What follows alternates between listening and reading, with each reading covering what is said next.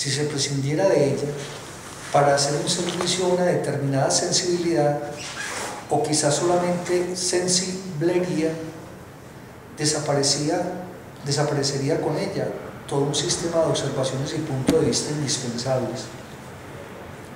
Querría resaltar en las líneas que siguen la inusual convergencia entre el ser humano y el lisiado en los discursos de la generación posterior a Nietzsche, para recabar otras informaciones sobre el cambio estructural de los motivos de progreso y mejoría en tiempos recientes.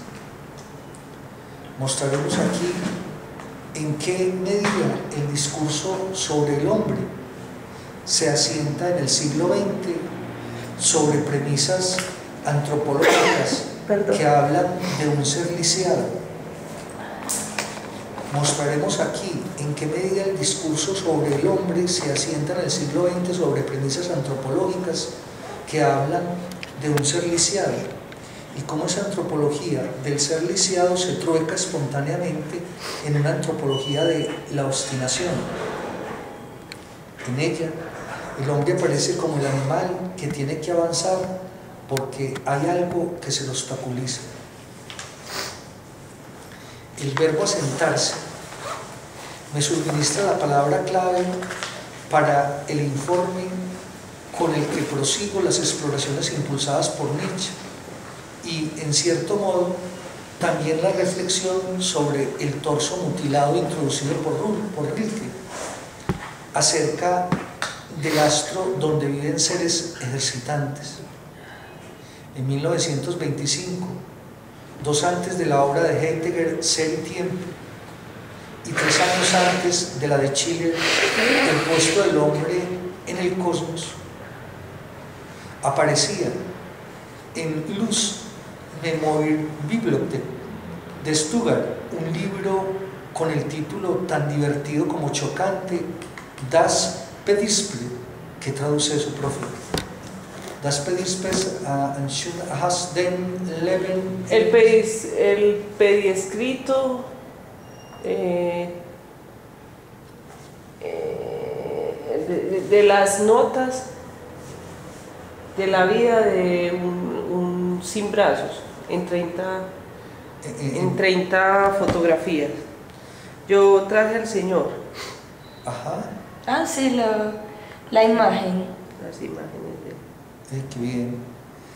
Provenía de la pluma de Carl. Perdón, ese pediescrito, o sea, eso es sería un manuscrito. Ajá. Pero como el señor lo hizo con las manos, con los pies. Se llama pediescrito. Qué tan bonito. Qué bello. La voy a poner aquí.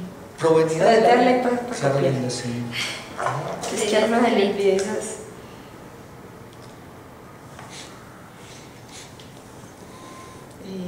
Manuscrito, pediescrito. De las notas.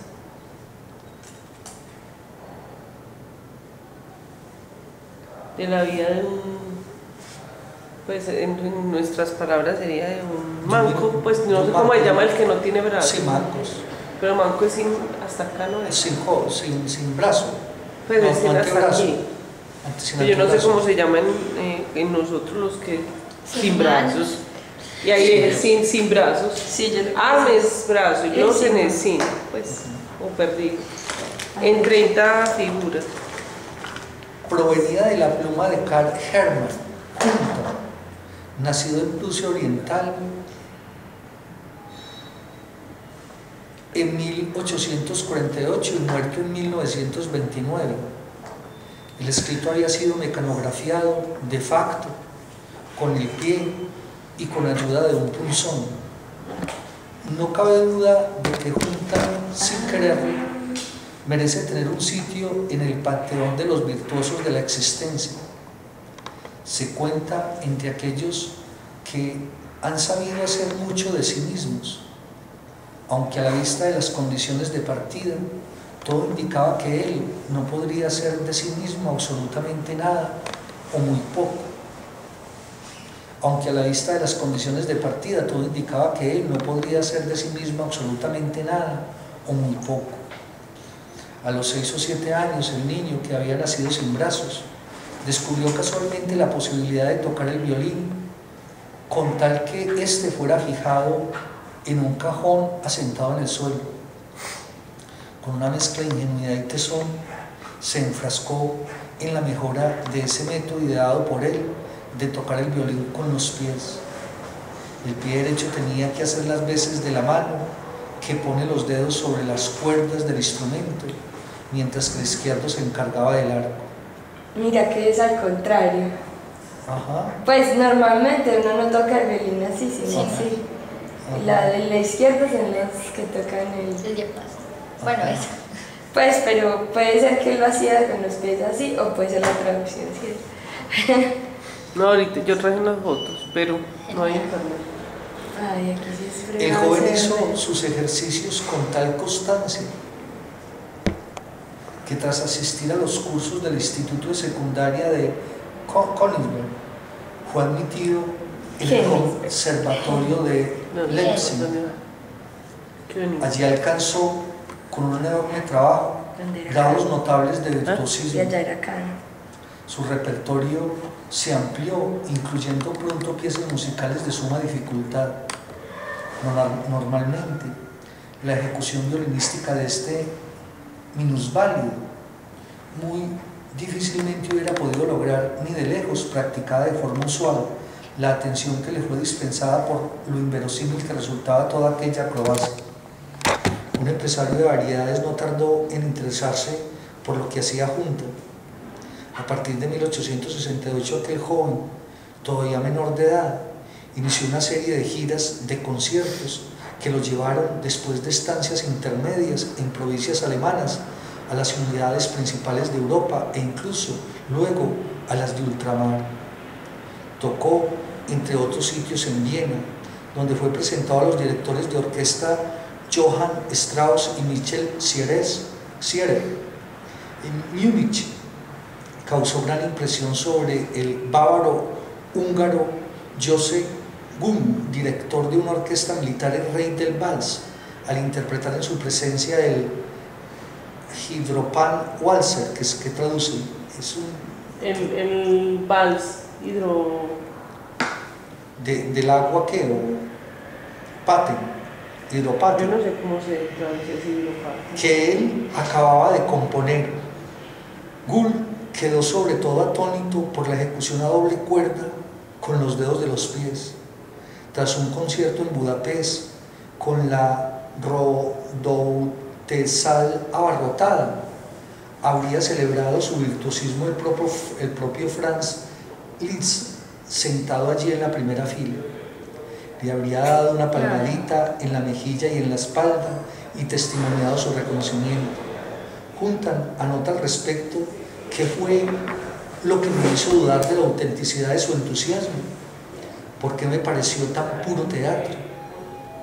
Se entiende con esa anotación, Juntan, que por la época de la redacción de su Pediscript ya había rebasado los 70 años, no solo abordaba el tema de los imponderables que son las relaciones entre viejos y jóvenes virtuosos.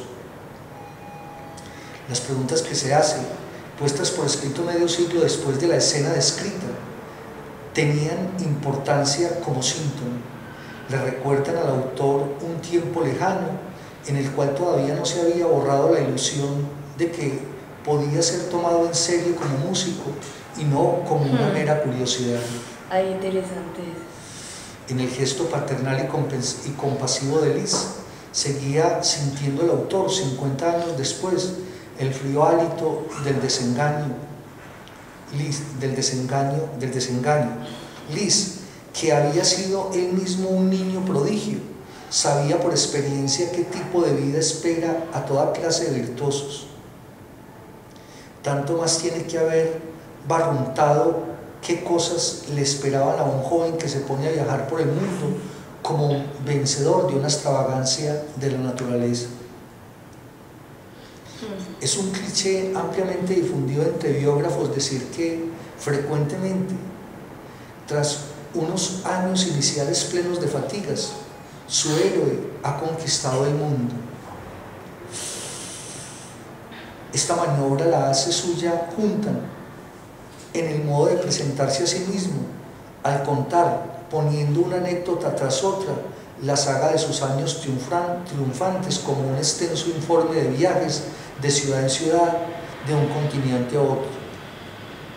Relata la historia de una larga vida en continuo movimiento, en vapores Cunard, en ferrocarriles, en hoteles de todas las categorías, en prestigiosas salas de conciertos, en establecimientos sórdidos. La mayor parte de su carrera habría transcurrido en sospechosos escenarios de variedades, desde cuyas rampas mandaba al público estupefacto al finalizar su representación besos con los pies.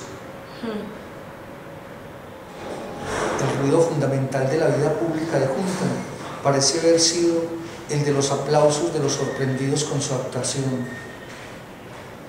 Las notas de Juntan, que no han de ser calificadas ni de autobiografía ni de memorias, sino que habrían de ser registradas más bien bajo la rúbrica de curiosidades, están escritas en un estilo al mismo tiempo ingenuo y sentimental, plagado de frases hechas y apoyándose en la dicción típica de las redacciones de experiencias de mediados del siglo XIX, puestas por escrito, por decirlo así, con la lengua en la comisura de los labios.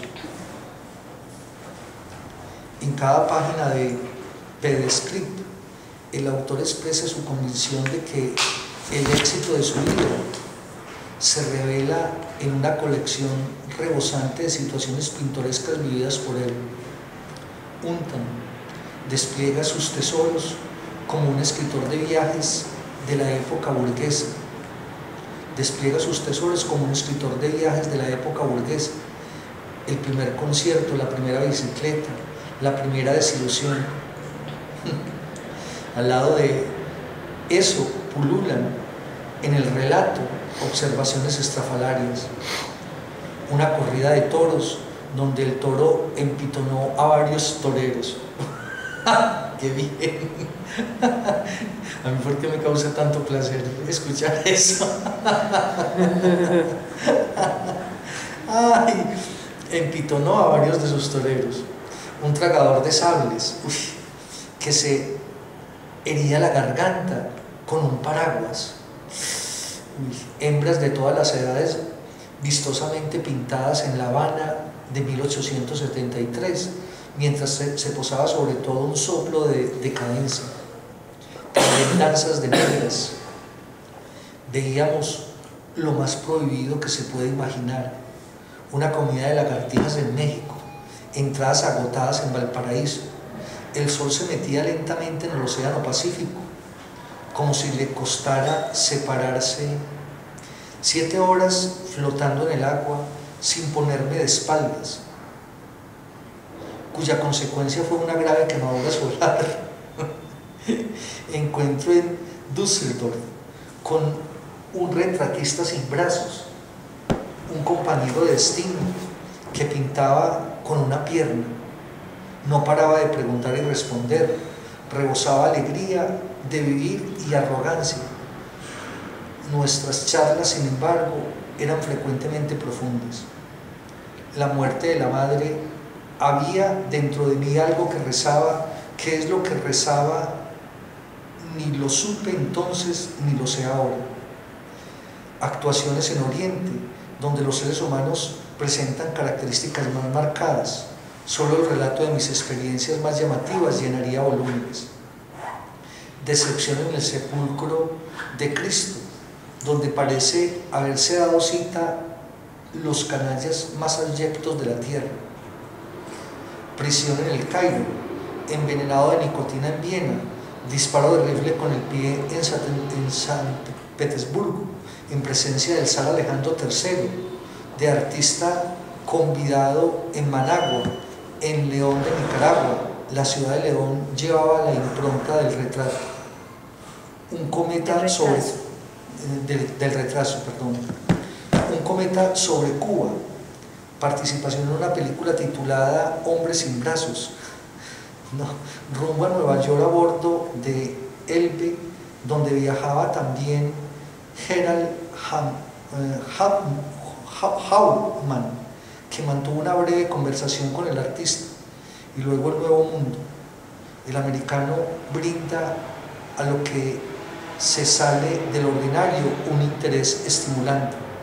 Usted es la persona más feliz que conozco, dijo alguien al que llamaba John D. Y usted, con su dinero, señor Rockefeller, le pregunté, con todo mi dinero, yo no me puedo comprar la alegría de su vida. El pedestre podría ser leído como una especie de performance de toda una filosofía de la vida, entendiendo la expresión en un sentido popular. Untan aparece ante su público con la actitud de un artista cuyo virtuosismo con el violín y después con el fusil y con la trompeta va incrustado en un virtuosismo de conjunto, un ejercicio del arte de vivir. ¿Qué están mirando? No, ¿El qué? de las fotografías del libro. Ah, ya. Tan bello, mira, ¿ah? Y con el violín ahí. Si Ay, qué nosotros con todas las... Aquí ya está muy... Manitos. Aquí está el... No. Das Pedis. Buenos días. Buen Hola. día. Buen día. ¿El qué, perdón? Pues el libro, él aparece en la portada, pues ya está muy bien. Míralo.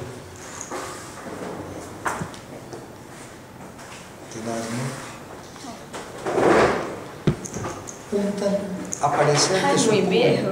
Sí, ya muy viejito. Sí, es que ese no lo escribió como después de los 70. Sí, ahí dice. Ah, Se te vuelve. Muchas gracias. no, es que ahí trae otras...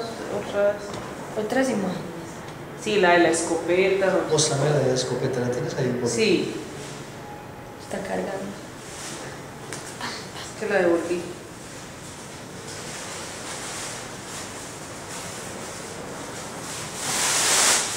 Se le pegaron las collas Rey Alberto. ¿Y Rosa de estar en lo del Brugla o qué? Sí. ¿Está en este momento? No está ahí, debe estar en la casa.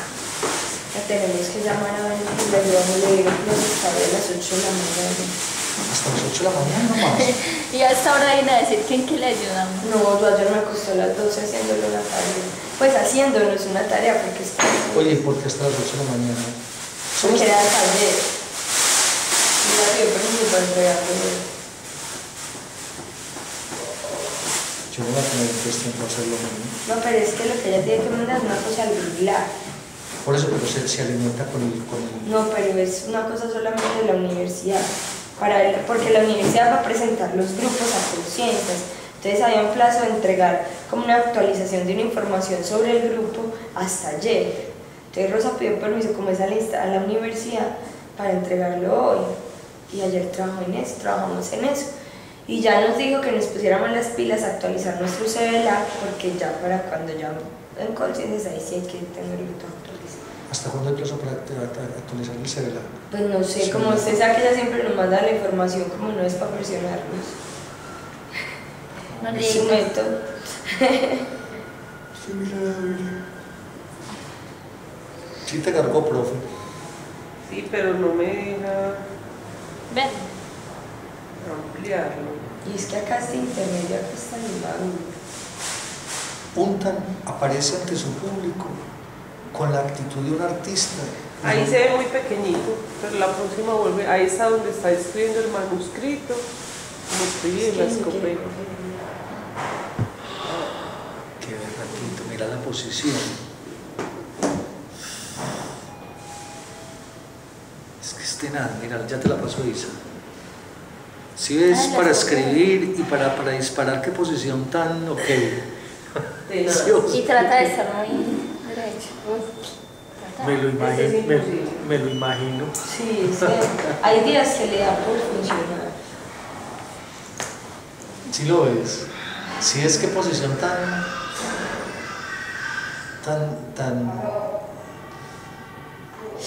Qué fina. Son muy bonitas, yo se las envío. Ajá. Gracias, Natalia. Untan aparece ante su público con la actitud de un artista, cuyo virtuosismo con el violín y después con el fusil y con la trompeta va incrustado en un virtuosismo de conjunto, un ejercicio del arte de vivir que penetra todos los aspectos de su vida. No en balde las actividades de su autor aparecen ilustradas con una serie de imágenes del libro, mostrándole sobre todo en operaciones cotidianas, como abriendo puertas o poniendo el sombrero. Qué bello, ¿no? Ahí está Juan Locar. Es que no, claro, o sea, es que el